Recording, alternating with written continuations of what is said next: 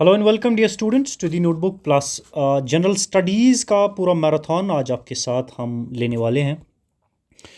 पूरा marathon so that हमारा revision हो जाए जनरल स्टडी जनरल नॉलेज के सेक्शन का। पूरा रिवीजन हम ले लेंगे। We will get an idea कि मल्टीपल चॉइस क्वेश्चंस एग्जामिनर क्या क्या हमसे पूछ सकता है, प्रीवियस ईयर क्वेश्चंस कौन कौन से पूछे गए हैं।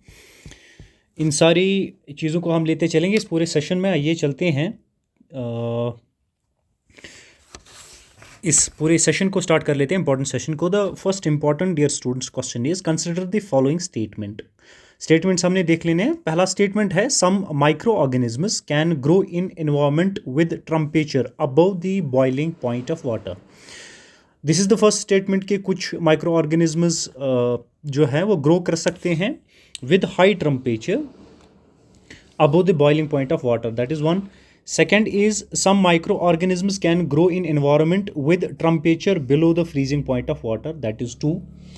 And third important जो आपका स्टेटमेंट है वो है कि कुछ माइक्रो ऑर्गेनिज्म जो है ग्रो कर सकते हैं in highly acidic environment with और pH बिलो 3। अगर pH बिलो 3 भी होगा उसमें भी ग्रो कर सकते हैं। या स्टूडेंट जो माइक्रो ऑर्गेनिजम्स ग्रो करते हैं in environment with temperature above the boiling point, उन्हें हम थर्मोफाइल्स कहते हैं। TH, उन्हें हम थर्मोपाइल्स कहते हैं। ये आपने याद रखना एग्जाम पॉइंट ऑफ व्यू से। दूसरा कि जो माइक्रो ऑर्गेनिजम्स ग्रो करते हैं in the environment with the below freezing point of water, उन्हें हम साइक्रोफाइल्स कहते हैं। साइक्रोफाइल्स जो है ये these are those micro organisms जो ग्रो करते हैं in environment with temperature below freezing point. And जो माइक्रो ऑर्गेनिजम्स ग्रो करते हैं in highly acidic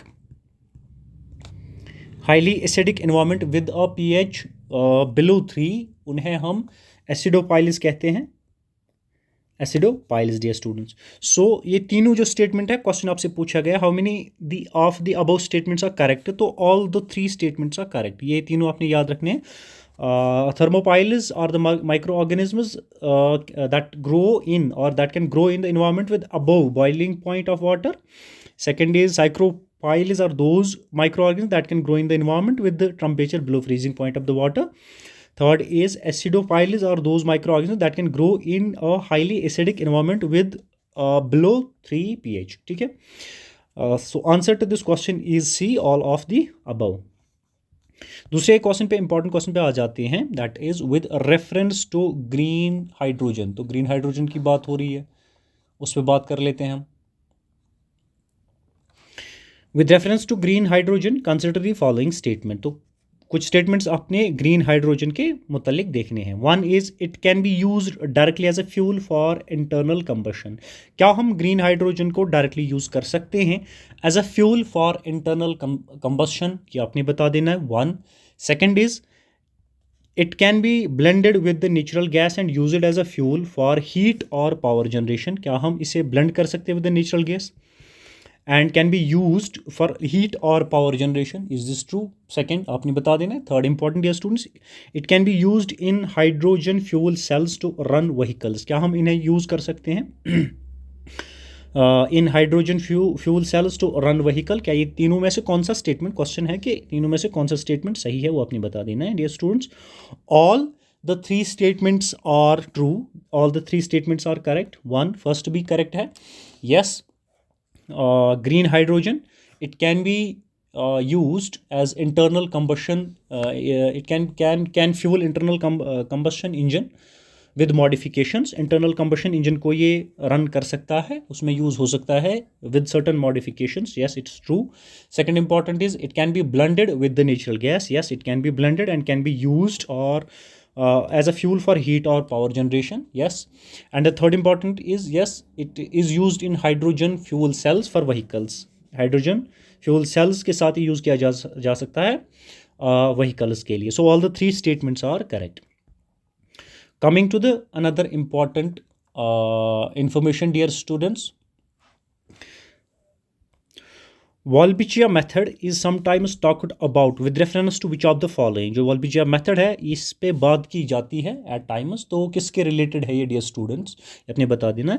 it is related to controlling the viral disease spreaded by mosquitoes, 1 converting crop residues into packing material, 2 3 producing biodegradable plastic और producing biochar from thermal chemical conversion of biomass. तो इन तीनों में से जो वॉल्बिशिया method है इसके बारे में जब बात की जाती है तो किसके रिलेटेड है ये dear students, related to Wolbachia bacteria. It is related to Wolbachia bacteria reduce mosquitoes, which means it is used for controlling the viral disease spread by mosquitoes dear students। ठीक है, ये इसके रिगार्डिंग बात की जाती है। आ जाते हैं और एक इम्पॉर्टेंट इंफॉर्मेशन पे, एमसीक्यू पे, नेक्स्ट पे आ जाते हैं। That is dear students aerial मेटाजेनोमिक्स।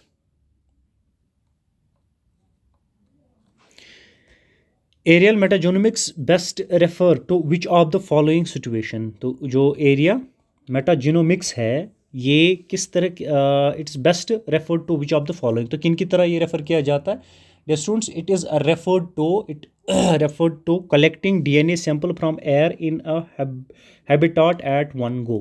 जब आपने कलेक्ट करना है DNA sample from air in a habitat at one go, this aerial metagenomics refers to collection of DNA sample from air in a habitat at one go. ठीक है, ये आपने याद रखना है, ये बड़ा इंपॉर्टेंट क्वेश्चन है एग्जाम में, ये आपको एग्जामिनर दे भी चुका है इससे पहले प्रीवियस ईयर क्वेश्चंस में, तो मे बी आगे भी वो आपको दे दे, तो आपने याद रखना। आ जाते हैं नेक्स्ट क्वेश्चन पे which is related to again DNA.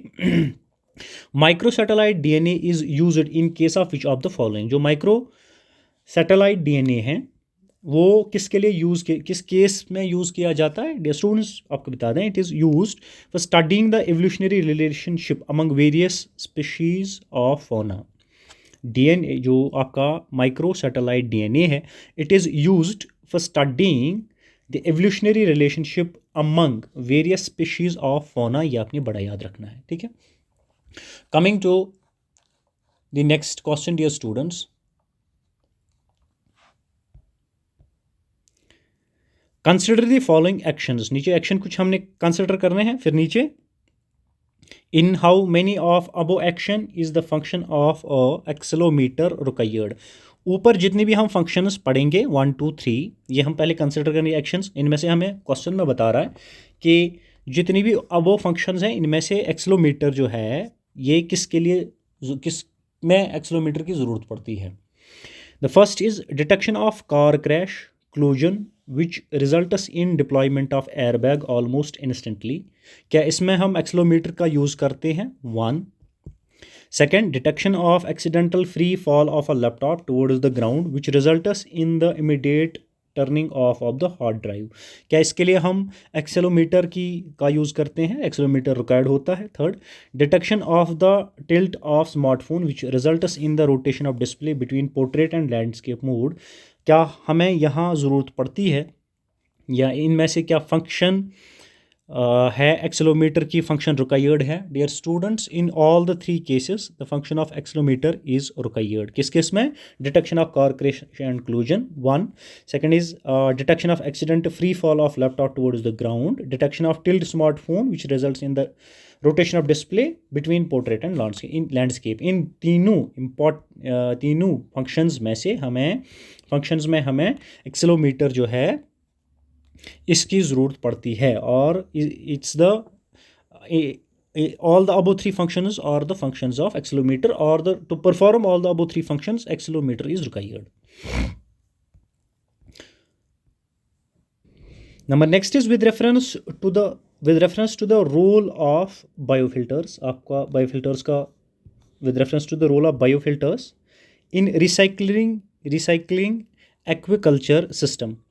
Consider the following statement. हमें देखना है कि with reference to role of biofilters in recycling aquaculture system, following statements को हमें कंसिडर करना है और इनमें से हमें देखना है dear students how many of the statements given above are correct. तो स्टेटमेंट देखते हैं vis-a-vis the biofilters in relation to in recycling aquaculture system. One is, first statement is, biofilter provide waste treatment by removing uneaten fish feed. One, क्या biofilters हमें provide करते हैं waste treatment by removing uneaten fish feed? One. Second, biofilters convert करते हैं ammonia present in fish waste to nitrate.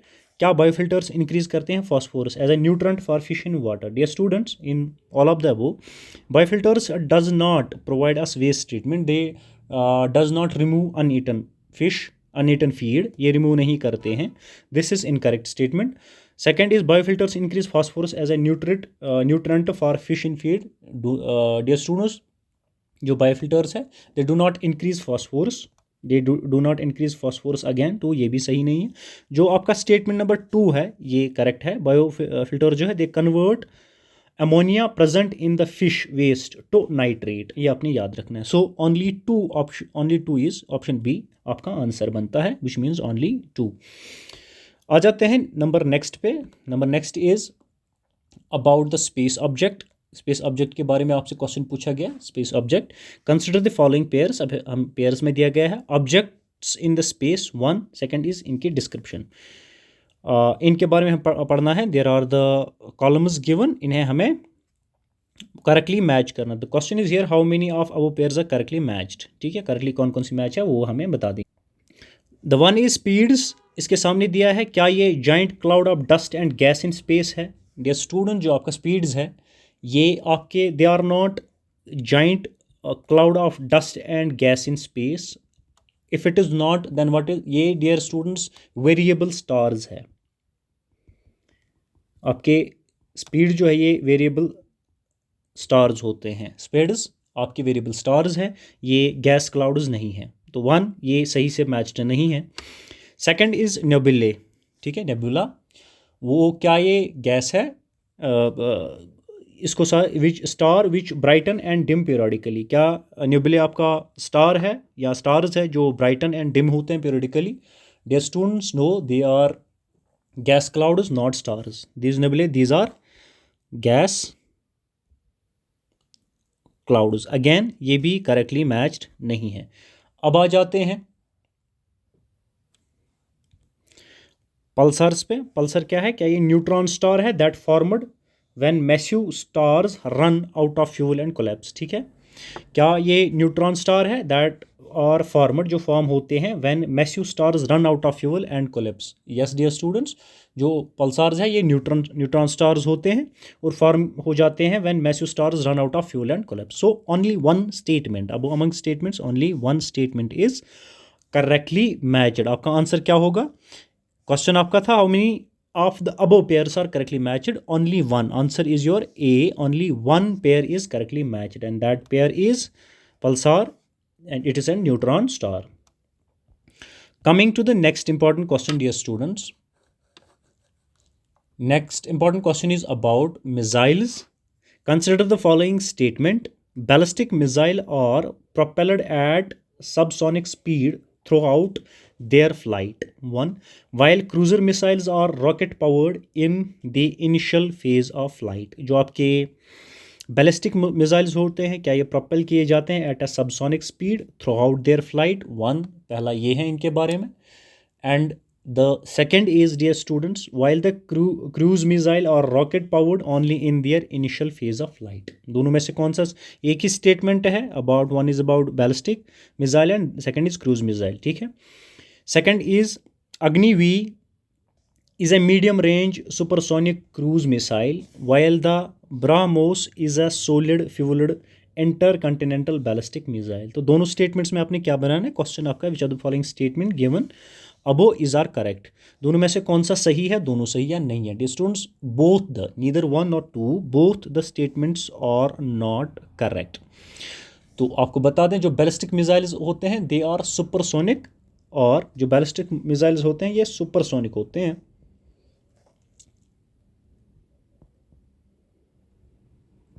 ये supersonic और hypersonic होते हैं. अग्निवीर जो है ये आईसीबीएम है और ब्रह्मोस है ये सुपर क्रूज मिसाइल है, सुपरसोनिक क्रूज मिसाइल. जो आपका ब्रह्मोस है ये सुपरसोनिक क्रूज मिसाइल है, इंटरकंटिनेंटल बैलिस्टिक मिसाइल नहीं है। सो बोथ द स्टेटमेंट्स आपके सही नहीं हैं। Coming to the another important question about B cells and T cells, आपका क्वेश्चन पूछा गया है। The question is which of the following statement best describes the role of B cells and T cells in human body. जो B cells and T cells हैं, इनका role human body में नीचे दिए गए ऑप्शंस में कौन डिस्क्राइब करता है, वो आपने बता देना है। डियर स्टूडेंट्स, क्या they protect body from environment allergens, क्या वो बॉडी को प्रोटेक्ट करते हैं from environment allergens? 1, no, B cells and T cells का ये रोल नहीं है। 2, they elevate the body's pain and inflammation, no, again it's not, the second statement does not describe the role of B cell and T cell in the human body. They act as immunosuppressants in the body. No, they does not act as a immunosuppressants in the body. Then what they do, dear students, they protect the body from disease caused by pathogens. ये B cells जो आपकी हैं and T cells, ये human body को protect करती हैं from diseases caused by, वो भी स्पेसिफिक आपने याद रखना है, काज्ड बाय पैथोजेंस। ठीक है, this is the answer. Number 11 is consider the following statement. नीचे स्टेटमेंट है, क्वेश्चन है आपका which of the following statement is are correct. ऊपर हमें स्टेटमेंट्स में देखना है कौन सा स्टेटमेंट करेक्ट है, वो हमें फिर बता देना है। ठीक है, so the first statement is other than those made by humans nano particles do not exist in nature. जो अदर देन दोज जो इंसानों ने बनाए हैं, नैनो पार्टिकल्स नेचर में एग्जिस्ट नहीं करते हैं dear students. 1, second is nano particles of some metallic oxide are used in the manufacture of some cosmetics. 2, दूसरा स्टेटमेंट क्या है सही गलत है हमने बता देना है। Nano particles of some commercial products which enter environment और अनसेफ फॉर ह्यूमन्स। तो तीनों में से कौन सा सही है ये हमने बता दें। डियर स्टूडेंट्स, हमारा दूसरा जो nano particles of some metallic oxide है, they are used in the manufacturing of some cosmetics, this is true, cosmetics. 3 is nano particles of some commercial products which enter environment और unsafe for humans. 2 and 3 आपके सही है। Option D 2 and 3 आपके सही हैं। और आपको बता दें पहला सही क्यों नहीं है। फर्स्ट, बिकॉज जो नैनो पार्टिकल्स है the naturally occurring nano particles exist. जो नेचुरली ओकरिंग नैनो पार्टिकल्स है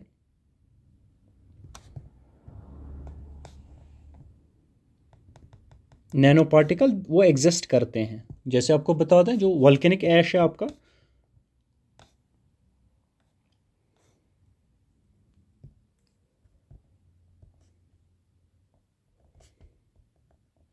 वोल्केनिक ऐश है आपका, 1 डस्ट है, ये नेचुरली ऑकरिंग नैनो पार्टिकल्स हैं जो एग्जिस्ट करते हैं। सो पहले में ऑप्शन हमारा ये था कि अदर देन जो nano particle they do not exist in nature other than human made, which means human made के अब आपने देखना है कि ह्यूमन मेड तो एग्जिस्ट करते हैं, क्या उसके अलावा कोई एग्जिस्ट नहीं करता है, तो करते हैं, नेचुरली ऑकरिंग नैनो पार्टिकल्स हैं। सो हमारा स्टेटमेंट 1 and 2 ट्रू था, सही था, करेक्टली मैच्ड करेक्ट थे। सो ऑप्शन हमारा डी हो गया आंसर।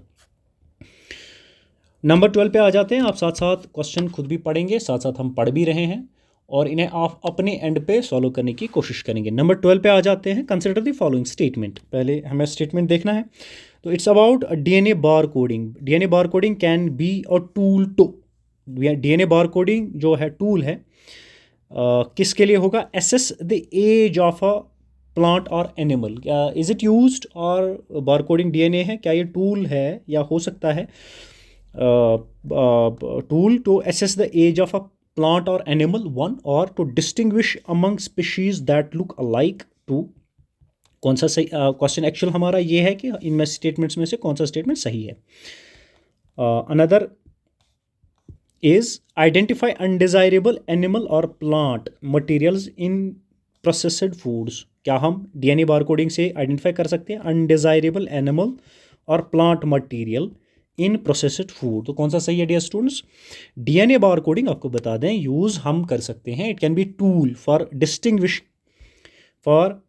डिस्टिंग्विशिंग बिटवीन और among species that look alike. One, इसके लिए हम ये यूज़ कर सकते हैं, it's not use, it can not be use as a tool for assessing the age of plant or animal, इसके लिए तो नहीं हो सकता। But distinguish among species that look alike, जो एक जैसे स्पीशीज लगते हैं उनको डिस्टिंग्विश करने के लिए, उनको उनमें डिफरेंस देखने के लिए डीएनए बारकोडिंग का यूज़ किया जा सकता है as a tool. One, to identify undesirable animal और plant material in the processed food, इसके लिए भी यूज़ किया जा सकता है। Dear students, DNA barcoding is used, it is used to identify species that look alike, one, and detect food alteration, and detect food adulteration,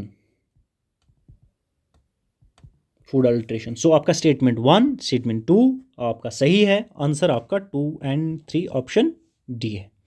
लेकिन DNA barcoding को हम एज एसेस करने के लिए ऑफ प्लांट एंड एनिमल नहीं use करते हैं। Coming to the number 13, number 13 question is about acidic rain. The question is consider the following statement, consider the following, क्या है following? Carbon monoxide, nitrogen oxide, ozone and sulfur dioxide. Now the question is, excess of which of the above in the environment is or causes of acidic rain? अगर इनमें से कौन सी carbon monoxide से, nitrogen से, ozone से या sulphur oxide से, इनमें से किस में इंक्रीज हो जाए, जिससे इनमें से कौन सा जो गैस है जो जिसका जो एक्सेस मात्रा में जमा हो जाए एनवायरनमेंट में, तो उससे एसिडिक रेन हो सकती है, वो हमने बता दी है। डियर स्टूडेंट्स, आपका नाइट्रोजन ऑक्साइड, अगर नाइट्रोजन ऑक्साइड एनवायरनमेंट में इसकी एक्सेस हो गई है 1, एंड सल्फर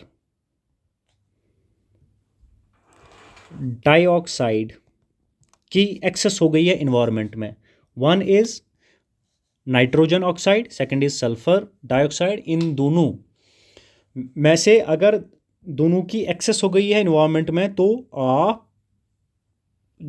को एसिडिक रेन देखने को मिलेगी। ठीक है, acidic rain is possible when there is excess of nitrogen oxide and sulphur dioxide in the environment, तो ये देखने को आपको मिलेगा। It's not due to ozone, ozone की वजह से नहीं हो सकता, कार्बन मोनोऑक्साइड की वजह से नहीं हो सकता।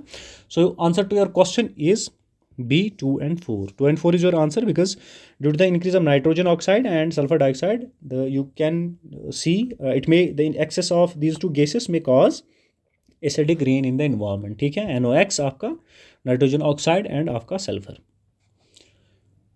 डाइऑक्साइड। ठीक है, सल्फर डाइऑक्साइड, ये दो चीज़ें आपने याद रखनी है। आ जाते हैं और एक इंपॉर्टेंट क्वेश्चन पे, विद रेफरेंस टू द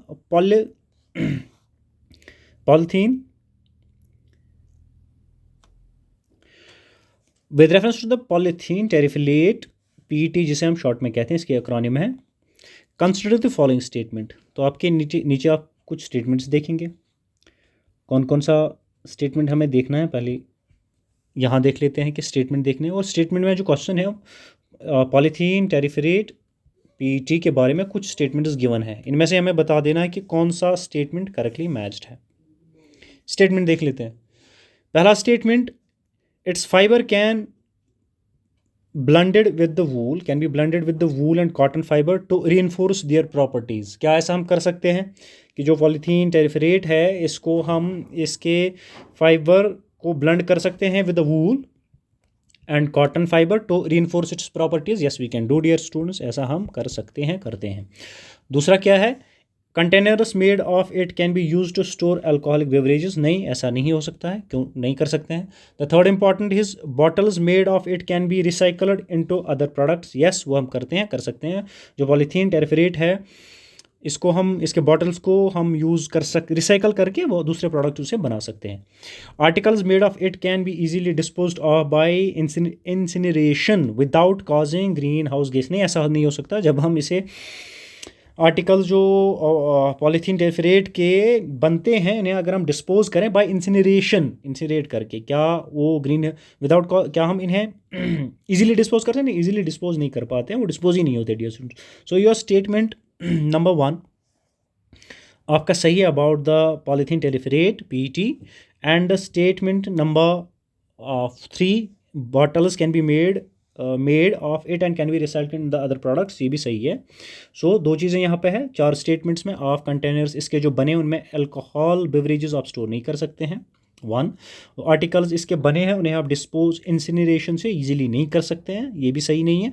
तो आपका क्वेश्चन था कि आपको बताना कौन सा स्टेटमेंट जो है वो सही है। तो स्टेटमेंट आपका 1 एंड 3 सही है। 1 एंड 3 स्टेटमेंट आपका सही स्टेटमेंट है, करेक्ट स्टेटमेंट है dear students.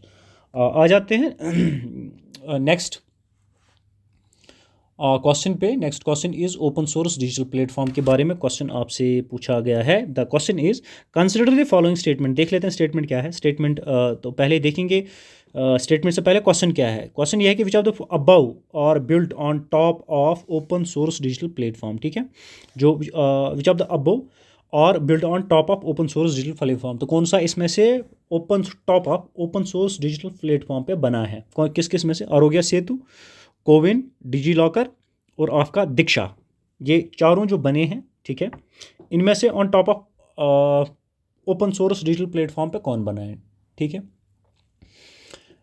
Open source digital platform dear students हमें पता होना चाहिए क्या है, देन वी कैन, अगर हमने ये इसकी अंडरस्टैंडिंग ली है इस सेक्शन से, कंप्यूटर सेक्शन से हमने पढ़ा है, ओपन सोर्स जो हमारा प्लेटफॉर्म्स होते हैं, ओपन सोर्स सॉफ्टवेयर्स होते हैं, वो क्या होते हैं, they are easily open accessible to all, वो सबके जैसे ये जितने भी आप यहाँ पे सॉफ्टवेयर्स देख रहे हो, आरोग्य सेतु हो, कोविन हो, डिजी लॉकर हो या दीक्षा हो, ये जितने भी प्लेटफॉर्म्स हैं ये गवर्नमेंट के प्लेटफॉर्म्स हैं और ये ओपन ही होते हैं, ओपन सोर्स डिजिटल प्लेटफॉर्म्स ही होते हैं जिनका सारे सिटीजन्स को एक्सेस हो जाता है, ठीक है, सारे सिटीजन हैं वो उनको इसका एक्सेस मिल जाता है। जैसे डिजी लॉकर में हम अपने जितने भी डॉक्यूमेंट्स हैं, एकेडमिक रिकॉर्ड है या कोई इंपॉर्टेंट अदर डॉक्यूमेंट्स हैं, उनका रिकॉर्ड हम रखते हैं, हर सिटीजन रखता है, ठीक है, जिसको भी रखना है। ये गवर्नमेंट के द्वारा बनाए गए प्लेटफॉर्म्स हैं, तो ये ओपन सोर्स ही होते हैं, which means access easily freely आपको अवेलेबल इसका होता है। So all the 3, Aarogya Setu भी, ठीक है, एंड कोविन भी, डिजी लॉकर भी, कोविन से आप सर्टिफिकेट हासिल करते थे ड्यूरिंग कोविड-19, डिजी लॉकर और दीक्षा, ये सारी चीज़ें ओपनली एक्सेसिबल है to all the citizens, freely available है। So 1 2 3 4 1 2 3 and 4 1 2 3 and 4 option D जो है आपका आंसर है, ये भी आपके याद रखना है। Coming to the another important question dear students, number 16 पे आ जाते हैं। बड़ा मजे का क्वेश्चन है, with reference to the web 3.0, बड़ा इंपॉर्टेंट क्वेश्चन है। कंसिडर द फॉलोइंग, जो वेब 3.0 है इसके बारे में कुछ स्टेटमेंट 1 2 3 3 स्टेटमेंट दिए हैं। क्वेश्चन क्या है, क्वेश्चन है कि which of the statements given above are correct, जितने भी स्टेटमेंट्स गिवन हैं इनमें से करेक्ट कौन सा स्टेटमेंट है वो आपने बता देना है, ठीक है। The first statement is web 3.0 technology enables people to control their own data. क्या वेब 3.0 जो यूज़र्स हैं, पीपल है, जो 3.0 टेक्नोलॉजी है, क्या ये एनेबल करती है लोगों को to control their own data. 1, क्या ये सही है या गलत है डियर स्टूडेंट्स। येस, आप अगर आपने इसकी प्रिपरेशन अच्छे से की है तो जो web 3.0 technology, it enables people to control their own data. It's true, it's correct. The statement second, dear students, is in web 3.0 world there can be blockchain based social networks. Yes, in web 3.0 world there can be blockchain based social networks. This again is true. Third is web 3.0 is operated by users collectively rather than a corporate. जो web 3.0 है ये operated की जाती है by users collectively rather than a corporate. Yes, it is true dear students. web 3.0 जो है, web 3.0 ये emphasize करता है decentralization, blockchain and user control. ये आपने याद रखना है. It emphasizes on डिसेंट्रलाइजेशन, 1 आप याद रखेंगे। Second, it focus on blockchain. Third important, it focuses on control, user control. So all the 3 statements 1 2 and 3, all the 3 statements are correct.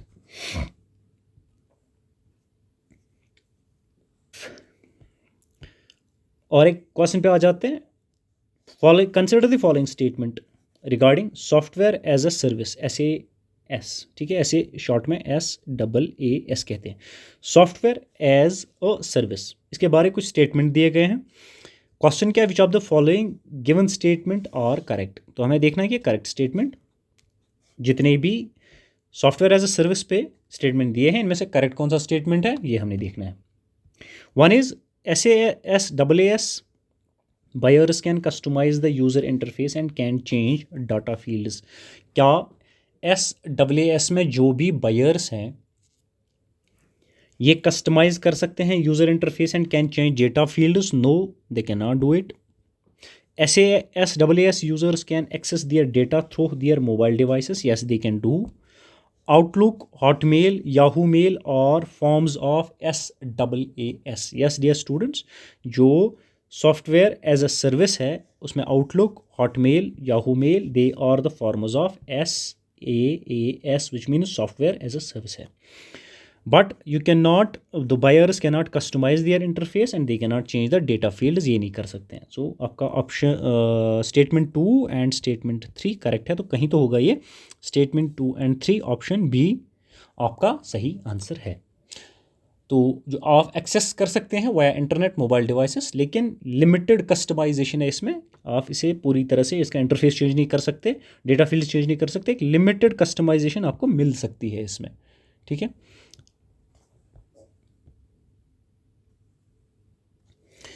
Number next पे आ जाते हैं, विच of the following statement best reflects the idea behind the fractional orbit bombardment system. Fractional orbit bombardment system often talked about in media. जो fractional orbit bombardment system है, नीचे दिए गए statements में बेस्ट कौन जो स्टेटमेंट है जो रिफ्लेक्ट करता idea behind fractional orbit bombardment system? क्या ये हाइपरसोनिक मिसाइल है which is launched into the space to counter asteroid approaching the earth and explode it in space? क्या हम इस फ्रैक्शनल ऑर्बिट बम्बार्डमेंट सिस्टम पे, इस पे क्या ये हाइपरसोनिक मिसाइल है जिसे लॉन्च किया जाता है स्पेस में to counter asteroid approaching the earth and explode? Option B, क्या ये स्पेस क्राफ्ट है जो लैंड करता है another planet after making several orbital motions? क्या ये सही है? और तीसरा स्टेटमेंट है, is it a missile is put into a stable orbit around the earth and deorbit over a target on the earth? क्या ये ऐसा मैकेनिज्म है fractional orbit bombardment system? Third important is a space craft moves along A comet with the same speed and places a probe on it a surface. तो इनमें से आपने बता देना है कौन सा स्टेटमेंट या कौन सा स्टेटमेंट बेस्ट रिफ्लेक्ट करता है of idea behind the fractional orbit bombardment system. तो dear students, it is a missile, it's a missile which is put on into a stable orbit around the earth and deorbits over a target on the earth. It is what is the idea behind fractional orbit bombardment system. And again, this is option C is answer to your question. Coming to the number next 19, which of the following is is the context in the term qubit is mentioned? ठीक है, कौन सा जो नीचे दिए गए हैं is the context in which the term qubit is mention? जो क्यूबिट है इसके कॉन्टेक्स्ट में नीचे गया हमें देखना है कि क्या मेंशन है। क्यूबिट क्या है? Qubit dear students, it is nothing but quantum computing. जो क्यूबिट आपका है ये क्वांटम कंप्यूटिंग है और qubit is the basic unit of computing. जो आप अपने याद रखना है क्यूबिट क्या है। Qubit is the basic, it is the basic unit of quantum computing.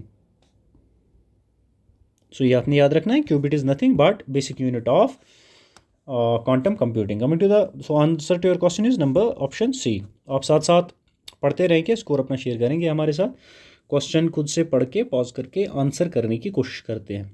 Communication technologies पे question, consider the following communication technologies. नीचे कम्युनिकेशन टेक्नोलॉजीज़ हमने देखनी है, उसमें क्वेश्चन हमारा ये है, which of the following, which of the above are considered short range device और टेक्नोलॉजीज़? ऊपर दिए गए में से कौन सी डिवाइस शॉर्ट रेंज डिवाइस है या शॉर्ट रेंज टेक्नोलॉजी जिसे हम कहते हैं? Excuse me. So the question here is, नीचे दिए गए अबव में से for example closed circuit television, क्या ये शॉर्ट रेंज डिवाइस या शॉर्ट रेंज टेक्नोलॉजी है, ये हमने बता देना है, that is one. Similarly the second one is radio frequency identification, क्या ये शॉर्ट रेंज डिवाइस या टेक्नोलॉजी है. Third important is wireless local area network, जिसे हम वैन कहते हैं, ठीक है, शॉर्ट में इसके इसे भी हम वैन भी कहते हैं, which means wireless local area network.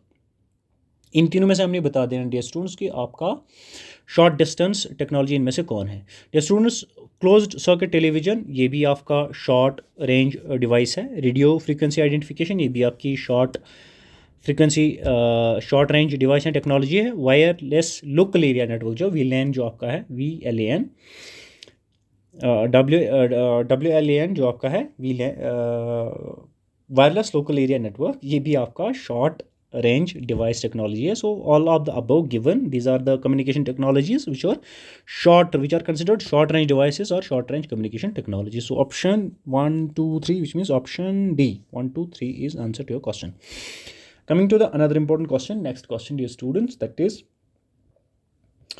consider the following statement. नीचे दिए गए कुछ स्टेटमेंट है, इन्हें हमें पढ़ना है और उसके बाद बता देना है कि कौन सा statement which of the above statement or the given statement is correct. ऊपर दिए गए स्टेटमेंट्स में कौन सा स्टेटमेंट करेक्ट है. तो पहले देख लेते हैं, पहला स्टेटमेंट हम देख लेते हैं dear students. The statements are about biofilms. Biofilms can form on medical implants with in human tissues. क्या बायोफिल्म्स हम फॉर्म कर सकते हैं on medical implants with in human bodies. One human tissues one, क्या ये हो सकता है. Students, yes, biofilms can form on medical implants with in human tissues, ये हो सकता है. दूसरा क्या है, दूसरा आपका biofilms can form on food and food processing surface. Yes, they can form, biofilms can form on food and food processing surfaces. Biofilms can exhibit antibiotic resistance. Yes, dear students, biofilms can exhibit antibiotic resistance. Dear students, biofilms जो है, they occur on implants. They occur on implants, ये आपने याद रखना है. They occur on food surfaces and they resist antibiotic. They exhibit antibiotic resistance. So all of the three statements are correct. So 1 2 3 1 2 3. Yes, your D option is correct. Coming to the another important question, number 22. Number next is consider the following statement in respect of probiotics. Probiotics की बात करते हैं, उन पे आ जाते हैं. Probiotics के बारे में कुछ स्टेटमेंट है, तो हमें बता देना है कि इनमें से कौन सा स्टेटमेंट जो है वो सही है, या कितने स्टेटमेंट सही है. पहला स्टेटमेंट है probiotics are made of both bacteria and yeast. क्या प्रोबायोटिक्स होते हैं बने हुए बैक्टीरिया एंड यीस्ट के. One. Second is organisms in probiotics are found in foods we inject but they do not naturally occur in our gut. ठीक है, क्या ये सही है. तीसरा statement, probiotics help in the digestion of milk sugar. ये तीनों में से कौन सा सही है, ये हमने बता दें डियर स्टूडेंट्स. जो प्रोबायोटिक्स है they are made of both bacteria and yeast, ये सही है. दूसरा, organisms in probiotics are found in food we inject but they do not naturally occur in our गट, तो ये गलत है, ये स्टेटमेंट सही नहीं है. They are naturally present in the gut. जो प्रोबायोटिक्स आपके हैं ये नेचुरली प्रेजेंट होते हैं, ये आपके नेचुरली प्रेजेंट होते हैं, नेचुरली प्रेजेंट इन गट, तो ये आपको याद रखना है, विच मीन्स कि आपका स्टेटमेंट 2 सही नहीं है. Third, probiotics help in the digestion of milk sugar. Yes, और जो एसिड लैक्टोस है,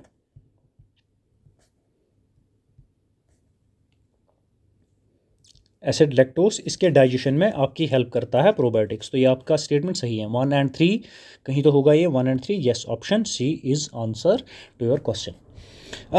नंबर नेक्स्ट पे आ जाते हैं. नंबर नेक्स्ट इज नंबर 23 और कोविड-19 वैक्सीन पे क्वेश्चन है. In the context of vaccine manufacture to prevent the कोविड-19 pandemic, consider the following statement. नीचे स्टेटमेंट देखने हैं, तो पहला क्या है, the serum institute of India produced कोविड-19 vaccine named Covishield using mRNA platform. One, क्या ये सही स्टेटमेंट है. Second, Sputnik V vaccine is manufactured using viral vector based platform 2, क्या ये सही है? Third, Covaxin is an inactivated pathogen based vaccine. Inactivated pathogen based vaccine है ये क्या? ये हमने बता देना डियर स्टूडेंट। जो आपका कोविड-19 बेस्ड ये स्टेटमेंट्स हैं, इनमें जो पहला स्टेटमेंट है ये सही नहीं है, बिकॉज जो सीरम इंस्टीट्यूट ऑफ इंडिया है इन्होंने प्रोड्यूस कोविड-19 वैक्सीन नहीं किया है नेम्ड कोविशील्ड यूजिंग एमरन प्लेटफॉर्म, तो ये स्टेटमेंट सही नहीं है। सेकंड स्टेटमेंट जो आपका है वह है कि Sputnik V vaccine is manufactured using viral vector based platform, yes it's correct. Third is your Covaxin is an inactivated pathogen based vaccine. Yes, it is an inactivated pathogen based vaccine. जो Covishield है ये viral vector Covishield जो है जिसकी बात हो रही है यहाँ पे, जिसकी बात हुई है कोविशील्ड जो है ये वायरल वेक्टर है, वायरल वेक्टर आपका नॉट mRNA, ठीक है? mRNA नहीं है, ये वेक्टर है, ये अपने याद रखना, that's why it's not true. Again Sputnik V जो है ये वायरल वेक्टर है, इट्स वायरल वेक्टर, ये आपने याद रखना, वायरल वेक्टर बेस्ड प्लेटफॉर्म। सो कोवैक्सिन जो है, कोवैक्सिन आपका इनएक्टिवेटेड वायरस है, it's inactivated pathogen based vaccine. So 2 and 3 कहीं तो ये होगा, ऑप्शन बी आपका आंसर है। आ जाते हैं नंबर 24 पे।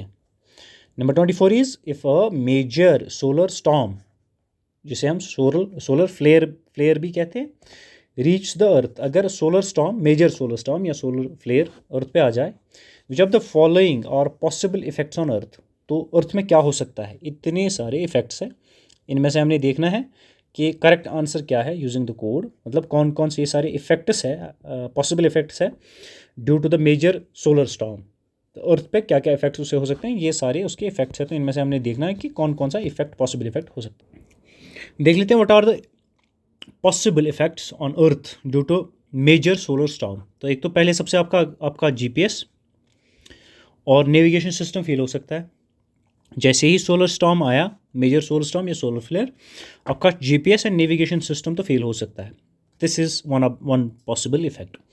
Second is power grids could be damaged, power grids damage हो सकते हैं। सुनामी कुड ओकर नहीं हो सकते हैं, एट इक्वेटर रीजन नहीं होते हैं सुनामी, आपके मेजर सोलर स्टॉर्म से नहीं आ सकते हैं, but power grids could be damaged हो सकते हैं, आपके डैमेज हो सकता है। Fourth is intense auroras could occur over much of the earth, yes auroras could occur, ये भी हो सकता है। और forest fire could take place over much of the planet, forest fire जो है, क्या फॉरेस्ट फायर हो सकता है? नहीं, फॉरेस्ट फायर होने के चांसेस नहीं है। Orbit of the satellite could be disturbed, yes orbit आपका इससे डिस्टर्ब हो सकता है। नेक्स्ट वन इज सॉफ्टवेयर, जो short wave radio communication of the aircraft flying over polar region could be interrupted, yes it could be interrupted. आपका क्या क्या possible जो इफेक्ट्स हो सकते हैं, वो नेविगेशन सिस्टम बैठ सकता है, पावर ग्रिड आपके डैमेज हो सकते हैं, जो इंटेंस अरोरा है ये हो सकता है, और ऑर्बिट ऑफ सैटेलाइट ये भी डिस्टर्ब हो सकता है, and short wave radio communication जो है of aircraft flying over the polar region ये भी इंटरप्ट हो सकता है। So the answer to your question is 1 3 4 6 7, it's option C. और as far as forest fire could take place over much of the planet, ये possible नहीं है। This is not the potential cause of or potential or possible effect of major solar storm one, and the tsunami again that could not occur at the equatorial region. This may not be the possible effect of major solar storm. Coming to the another important question, dear students, दूसरा जो आपका important question है, that is about the crops. Among the following crops, which one is the most important anthropogenic source of both methane and nitrous oxide? तो आपने बताना इन crops में से कौन सा इंपॉर्टेंट एंथ्रोपोजेनिक सोर्स है of both methane 1 and nitro oxide 2। किन crops में से? Cotton, rice, sugar cane and wheat, इनमें से कौन है अपनी बताएं। डियर स्टूडेंट आपको बता दें, rice is considered important anthropogenic source of both methane and nitro oxide, ठीक है। जो फ्लडेड राइस फील्ड्स होते हैं दे इमिट, जो फ्लडेड राइस फील्ड्स होते हैं dear students, flooded rice fields वो इमिट करते हैं मीथेन एंड वो इमिट करते हैं one methane and second nitro oxide, ये आपने याद रखना है। So answer to your question is rice. आ जाते हैं नंबर नेक्स्ट पे। Number next is system rice intensification, जो system rice intensification of cultivation in which alternate wetting and drying of rice fields is practised result in, क्या होता है जो system of rice intensification है ऑफ कल्टिवेशन जिसमें हम alternate wetting and drying of rice fields करते हैं, practice की जाती है, उससे क्या होता है। हमने क्या करना है, select the correct answer using the codes below. तो कोड का इस्तेमाल कर, कोड तो ये दिए गए हैं वो ABCD के, ठीक है। क्या इससे हम रिड्यूस्ड सीड रिक्वायरमेंट होती है इस system of rice intensification of cultivation से, जिसमें हम waiting and drying of rice fields करते हैं, क्या इससे रिड्यूस्ड सीड रिक्वायरमेंट होती है? ये यस डियर स्टूडेंट्स, इससे रिड्यूस्ड सीड रिक्वायरमेंट एक तो हो जाती है, दूसरा क्या हो जाता है, रिड्यूस्ड मीथेन प्रोडक्शन, ये भी हो जाता है। हाँ, तो रिड्यूस मीथेन प्रोडक्शन होती है इससे, यस होती है। जो ये डियर स्टूडेंट्स आपको याद रखना पड़ेगा कि जो राइस जो system of rice intensification of cultivation है, इससे क्या होता है, आप सीड रिक्वायरमेंट को रिड्यूस कर सकते हैं, मीथेन प्रोडक्शन को रिड्यूस कर सकते हैं, और of electricity reduced consumption electricity भी आपसी हो सकती है। So all of the 3 statements are correct. Answer आप ढूंढ लें ऑप्शंस में कौन सा सही है। तो आपको शॉर्टकट में आप याद रखें, it requires less water, it requires less water, 1 ऐसे आप याद रख सकते हैं। इट रिक्वायर्स लेस सीड, ये भी आप याद रखें। It requires less methane, which means कि less methane not requirement but it reduces the methane production, less methane भी आप याद रख सकते हैं। और लेस इलेक्ट्रिसिटी, लेस इलेक्ट्रिसिटी, ठीक है। ये 4 चीज़ें आपने याद रखी तो आपका पूरा सा नोट एक बन गया है, rice intensification of cultivation which in which alternate wetting and drying of rice fields is practice, ठीक है। इसमें से आपका ये हो गया। आ जाते हैं नेक्स्ट नंबर क्वेश्चन पे, नंबर 27 पे। 27 is about universal solvent which water can dissolve more substances than any other liquid because why dear students, because it is dipolar in nature। Simple सा बेसिक सा क्वेश्चन आपसे पूछा गया है कि water can dissolve more substances than any other liquid because dear students, because it is dipolar in nature, water dissolve substances due to its dipolar nature। तो आपने याद रखना है, सिंपल सा सादा सा सवाल है, आपका इसका आंसर कर पाएंगे। आई होप कि जल्दी से आराम से आपने किया होगा। आ जाते हैं नेक्स्ट क्वेश्चन पे। नेक्स्ट क्वेश्चन क्या है आपका, it is with reference to the street lighting.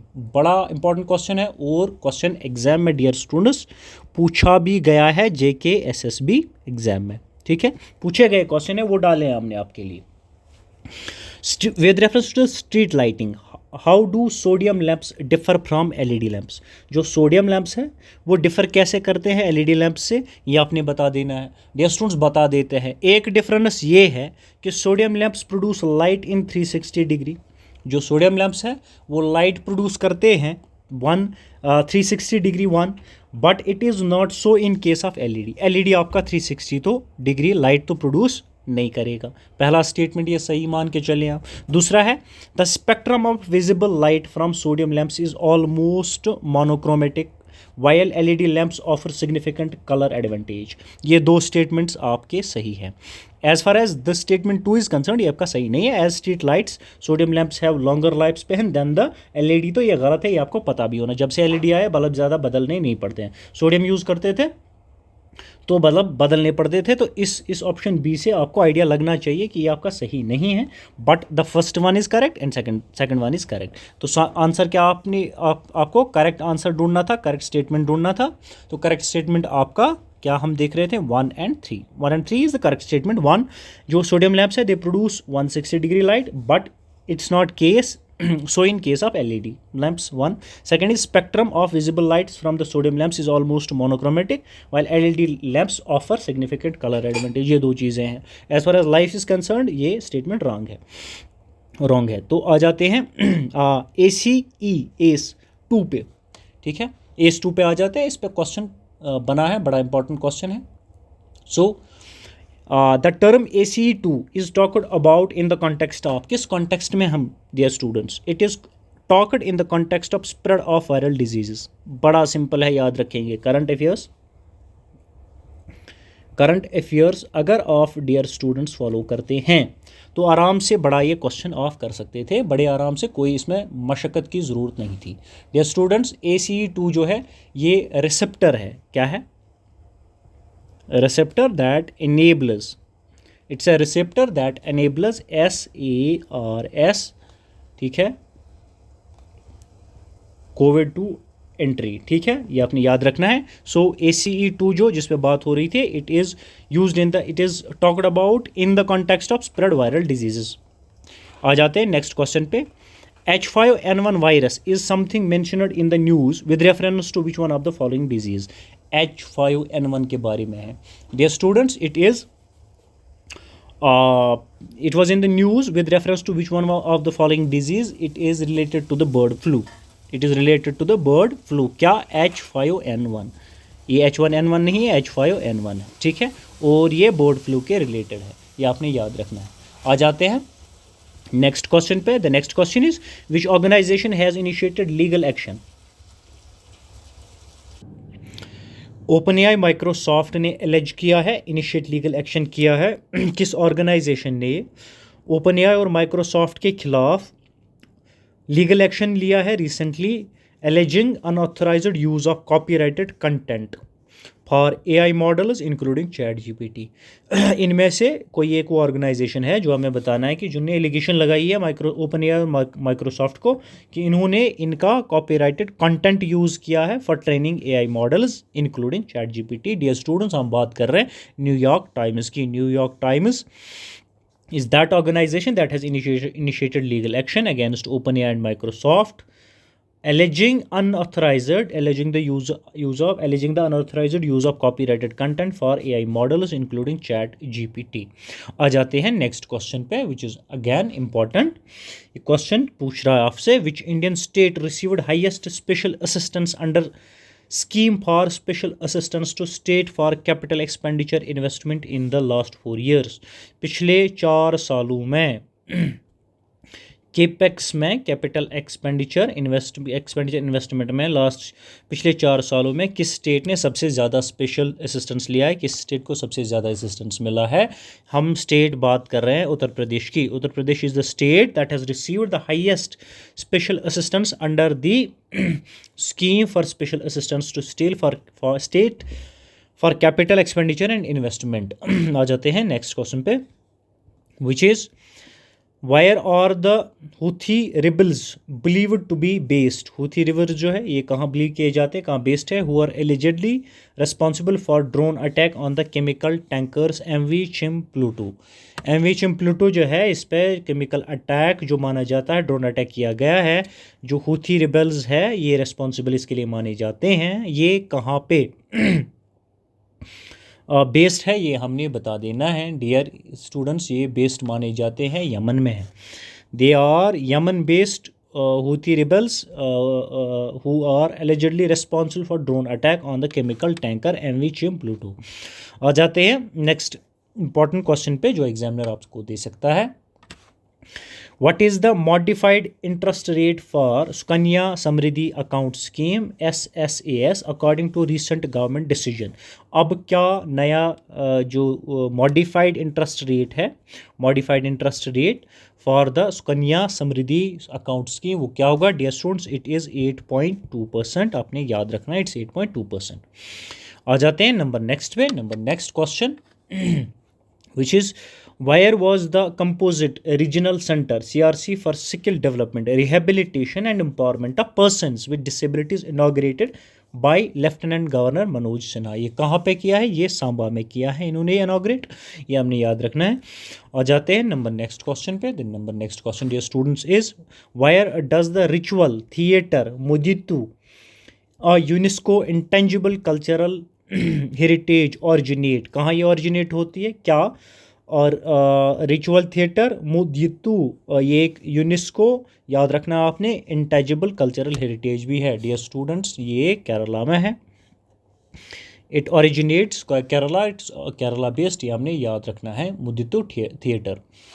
आ जाते हैं नंबर नेक्स्ट पे, which is which athlete received the Arjuna Award for outstanding performance in sports and games 2023 for achievement in wushu। Wushu में किसको arjuna award दिया गया है, ये हमने बता देना है, ये नॉर्मान नवरीम रोशबाना देव है। नवरीम रोशबाना देव को अर्जुना अवार्ड दिया गया है for outstanding performance in sports and games 2023। आ जाते हैं नंबर नेक्स्ट पे, that is dear students 38, which country successfully launch the long march 11 carrier rocket.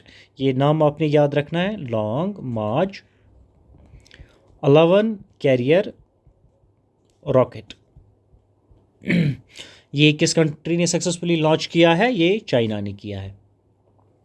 आ जाते हैं नंबर नेक्स्ट पे dear students, the next is what is the name of the scheme introduced by ministry of social justice empowerment to empower SC schedule caste students through residential education. हम बात कर रहे हैं SHRE Shri SHTA श्रीशेता SHRESHTA श्रीशेता की ये scheme है, that was introduced by ministry of social justice empowerment to empower schedule caste students through residential education.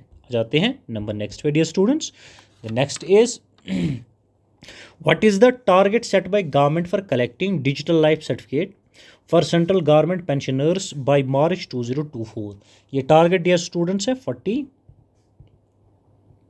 40 lakh is the government is the target set by the government for collecting digital life certificates for central government employees। तो 40 लाख का होना चाहिए, ये target set किया गया है। Number next is with which educational institution did Assam government Arohan scheme collaborate to promote STEM subjects in higher education। Assam Arohan scheme के बारे में क्वेश्चन पूछा गया है कि इन्होंने कोलैबोरेट किस इंस्टीट्यूट के साथ किया है, इन्होंने किया है IIT गुवाहाटी के साथ। आ जाते हैं नंबर नेक्स्ट पे, number next dear students is which support did Sheetal Devi excel in to receive Arjuna Award for outstanding performance in sports and games in the year 2023। हम बात कर रहे हैं शीतल देवी की डियर स्टूडेंट्स, हम बात कर रहे हैं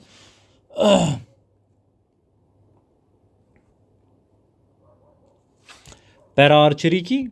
पैरा आर्चरी में शीतल देवी को ये अवार्ड दिया गया है, arjuna award for outstanding performance in the game. Number next 43 is in which state did Power Minister R.K. Singh inaugurated Power Grids विश्राम सदन। ठीक है, पावर ग्रिड्स विश्राम सदन जो है ये कहाँ पे इनाग्रेट किया गया है, by the power minister R.K. Singh in the state Delhi और in the state Delhi. Number next is in December 2023, which Indian state's chief minister took the initiative to establish an autonomous board focusing on bringing transparency to recruit process in public sector units। तो कहाँ पे एक Indian state के chief minister ने initiative लिया है to establish an autonomous board, ठीक है, focusing on bringing transparency in the recruitment process. हम बात कर रहे हैं स्टेट केरला की dear students, it was done in the state Kerala, ये आपने याद रखना है। Coming to the number next question dear students, that is who has been appointed as the chairman of 16th finance commission of India. Chairman की आपको बात बताएं, ये डॉक्टर अरविंदर पनागरिया है। Doctor Arvinder Panagariya has been appointed as the chairman of finance commission of India 16th Finance Commission। Coming to the number next question dear students, the next is about GST। what was the amount of India's gross goods and services tax GST collection in October 2023। अक्टूबर 2023 के बारे में पूछना है कि क्या total amount था collection, it was 1.72 lakh crore. 1.72 lakh crore was the amount collected in October 2023 GST से जो अमाउंट आया है। Number next is according to Knight Frank's prime global cities index, ये इंडेक्स का नाम आपने याद रखना है। Which city recorded the fourth highest year-on-year growth in prime residential pricing among global cities in the quarter ending September 2023? हम city Mumbai की बात करें डियर स्टूडेंट्स, इसमें ही ये बढ़ोतरी हमें देखने को मिलती है। Number next is on which date is Zojila day celebrated? Zojila day जो है कब सेलिब्रेट किया जाता है? बड़ा इंपॉर्टेंट क्वेश्चन, ये 1 नवंबर को जोजिला डे सेलिब्रेट किया जाता है। Number next is who has been elected as WHO regional director for South East Asia? ये साइमा वाजिद है, साइमा वाजिद को इलेक्ट किया गया as World Health Organization regional director for South East Asia. Number next is on which day is the international day to end impunity for crimes against journalists observed? तो कब ये day celebrate किया जाता है international day? ये नवंबर 2 को celebrate किया जाता है। November 2 is the day celebrated international day to end impunity for crimes against journalists. ठीक है, ये बड़े इंपॉर्टेंट डेट्स हैं, आपने याद रखने हैं।